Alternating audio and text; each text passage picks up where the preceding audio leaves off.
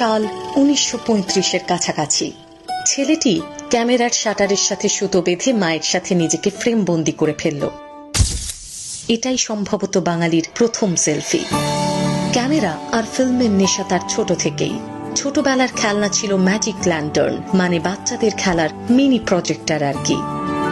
বাচ্চাটির হাতেই এই মিনি প্রজেক্টর অচিরেই বদলে গিয়েছিল ফিল্ম ক্যামেরা মিচেল 88-এ এবং তৈরি হয়েছিল বাংলা তথা ভারতীয় চলচ্চিত্র ইতিহাস সৃষ্টিকারী চলচ্চিত্র পথের পাঁচালী।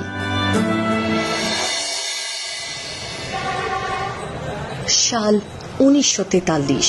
সত্যজিৎ তখন কাজ করছেন ব্রিটিশ বিজ্ঞাপন সংস্থা ডিজি কিমারে, কিন্তু ফরমায়েশি কাজে মন টিকল না শিল্পীর।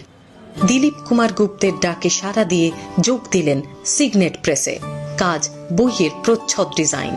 এখানেই হাতে এলো বিভূতিভূষণ বন্দ্যোপাধ্যায়ের পথের পাঁচালী উপন্যাসের শিশু সংস্করণ আমাটির ভেঁপু, যেটা সত্যজিৎকে দারুণভাবে প্রভাবিত করে।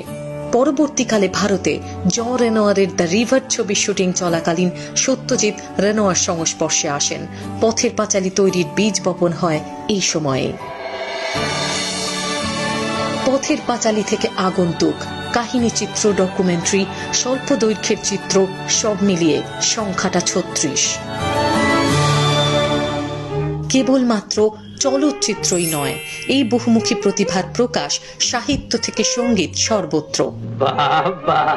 ফেলুদা, প্রফেসর শঙ্কু, তারিণী খুড়ো সত্যজিতের সৃষ্ট অমর সব চরিত্র। প্রথম দিকের কয়েকটি ছবি বাদ দিলে তার পরিচালিত বেশিরভাগ ছবির সঙ্গীত তিনি নিজেই তৈরি করতেন।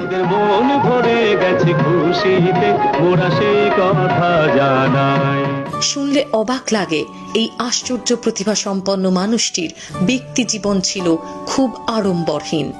জীবন সঙ্গিনী হওয়ার সাথে সাথে স্ত্রী বিজয়া রায় তার কর্মজীবনেরও সঙ্গী ছিলেন। সত্যজিৎ রায় তার চিত্রনাট্য প্রথম পড়ে শোনাতেন তার স্ত্রীকে। পুত্র সন্দীপ রায় একদিন সত্যজিৎকে অনুযোগ করেন তিনি কেবল বড়দের জন্যই ছবি বানান। পুত্রের মন রাখতে তৈরি হলো গুপি গাইন বাঘা বাইন। সাল 1968। পরের বছরগুলিতে সোনার কেল্লা, জয় বাবা ফেলুনাথ, হীরক রাজার দেশে, এমনই শিশু ও কিশোরদের জন্য অনেকগুলো ছবি বানান তিনি। অনেকেই জানেন না, এই অদ্ভুত প্রতিভাবান মানুষটি ছেলেবেলায় জুডো শিখেছিলেন বেশ কিছুদিন।